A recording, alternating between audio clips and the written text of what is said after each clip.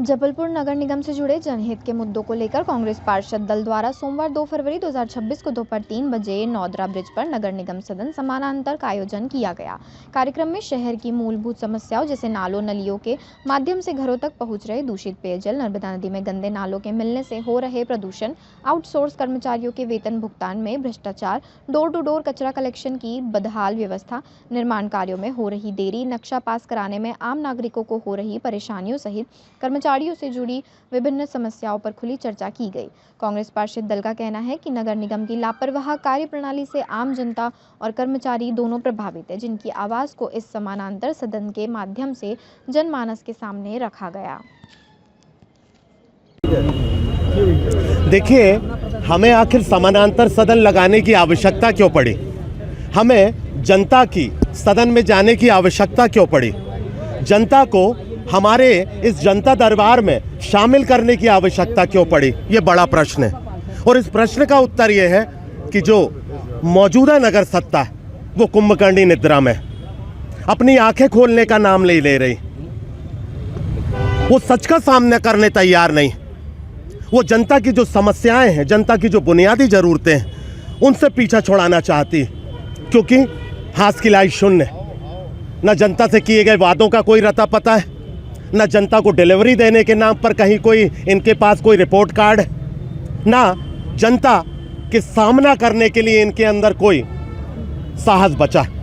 दरअसल पानी पानी ये जबलपुर शहर हो चुका है और इसका मूल कारण 80% जबलपुर की जो पानी की पाइपलाइन है वो नालों से होकर गई। जबलपुर शहर की 18 लाख से ज़्यादा की आबादी नाले और नालियों से, पाइपलाइनों के माध्यम से घरों तक पहुंचने वाले पानी पीने को विवश।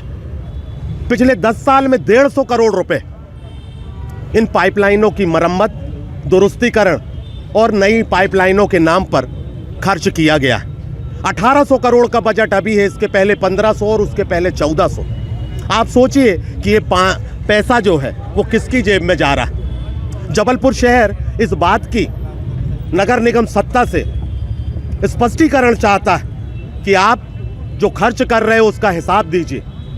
विपक्ष जनता की नुमाइंदगी कर रहा है, उसका हिसाब दीजिए। और जो 90 लाख रुपए प्रति माह 600 कर्मचारी आउटसोर्स के माध्यम से लगाए गए थे, उसकी बंदरबाट का सरगना कौन है? इस अलीबाबा 40 चोर का सरगना कौन है?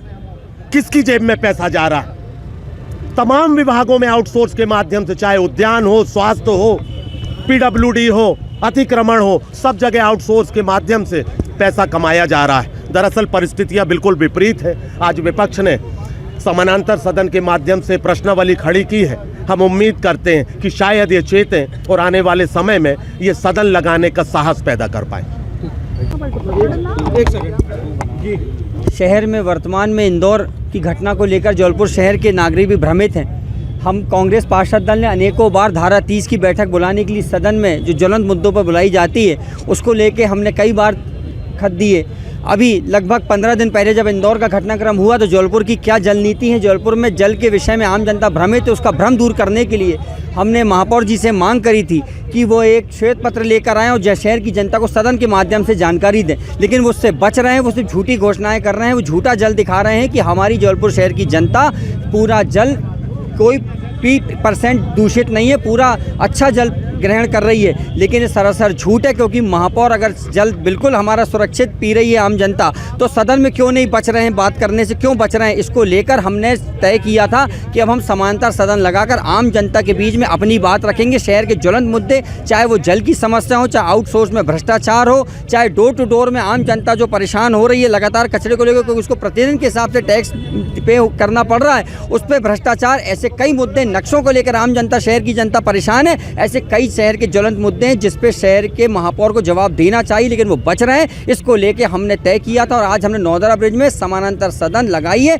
जिसमें आज हमारे राष्ट्रीय सचिव चंदन यादव जी, हमारे शहर कांग्रेस कमेटी के अध्यक्ष विशेष रूप से सौरभ शर्मा जी उपस्थित हैं। हमारा पूरा पार्षद दल, पक्ष विपक्ष, हमारे पूर्व पार्षद इसमें उपस्थित होकर आम जनता के सामने अपनी बात रख रहे हैं। और इसी तरह हमारा ये हर चौराहों पर, प्रमुख चौराहों पर एक समानांतर सदन के माध्यम से हम अपनी बात आम जनता तक पहुँचाएंगे।